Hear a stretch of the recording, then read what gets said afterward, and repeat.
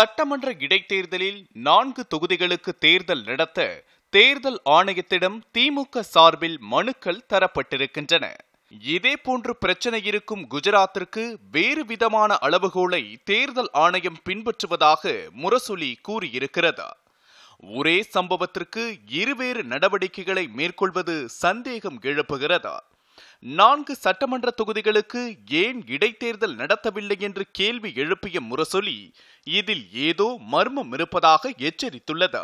தேர்தல் ஆணையம் தனக்கிருக்கும் சுதந்திரமான அதிகாரத்தை கொண்டு திமுக வெற்றிக்கு இடையூறை விளைவிப்பதாகவும் இது ஜனநாயகத்தை செழுமைப்படுத்துவதற்கு எதிரானது என்றும் குற்றம் சாட்டியிருக்கிறது. மாநில அரசை காப்பாற்ற மத்திய பாஜக அரசு தேர்தல் ஆணையத்தை இயக்குகிறதா என்ற சந்தேகம் நாட்டு மக்களுக்கு எழுவதாக முரசொலி தலையங்கத்தில் குறிப்பிடப்பட்டுள்ளது. சட்டமன்ற இடைத்தேர்தலில் 4 தொகுதிகளுக்கு தேர்தல் நடைபெறாமல் தடுப்பது போலவே மக்களவை தேர்தலுக்கு போட்டியிடும் வேலூர் தொகுதி திமுக வேட்பாளர் கதிர் ஆனந்த் வீடு அலுவலகங்களில் வருமான வரித்துறை சோதனை நடத்தப்பட்டிருப்பதாக முரசொலி குற்றம் சாட்டியுள்ளது. வருமான வரி சோதனையால் திமுக வேட்பாளர் கதிர் ஆனந்த் 3 நாட்கள் தேர்தல் பணியாற்றவில்லை.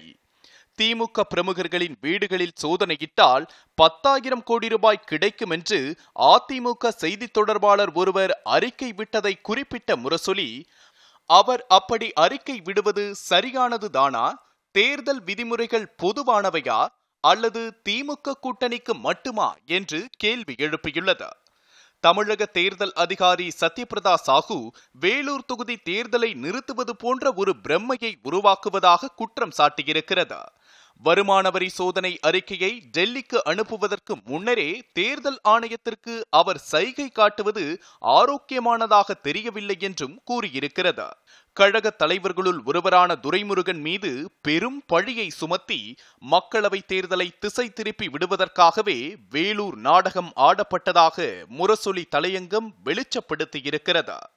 கோடிக்கணக்கான ரூபாய் ஊழல் குற்றச்சாட்டுகளுக்கு ஆளான அதிமுக முதலமைச்சர் மற்றும் அமைச்சர்களின் மேல் வருமான வரித்துறை பாயவில்லையே என்று கேள்வி எழுப்பியதுடன் இவர்களின் மீதான ஊழல் குற்றச்சாட்டுகள் அமித்ஷாவால் அப்போது சொல்லப்பட்டதையும் சுட்டிக்காட்டியுள்ளது.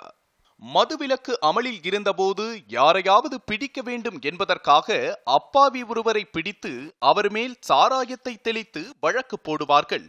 அதுபோல வருமான வரித்துறை சோதனை அமைந்திருப்பதாக விமர்சித்திருக்கிறது.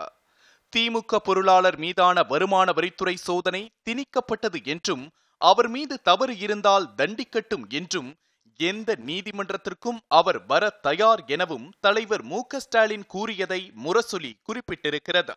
திமுக உருவானதிலிருந்தே பல சோதனைகளில் புடம் போட்ட தங்கமாய் ஒளிர்கின்ற ஓர் அரசியல் இயக்கம் கட்சி.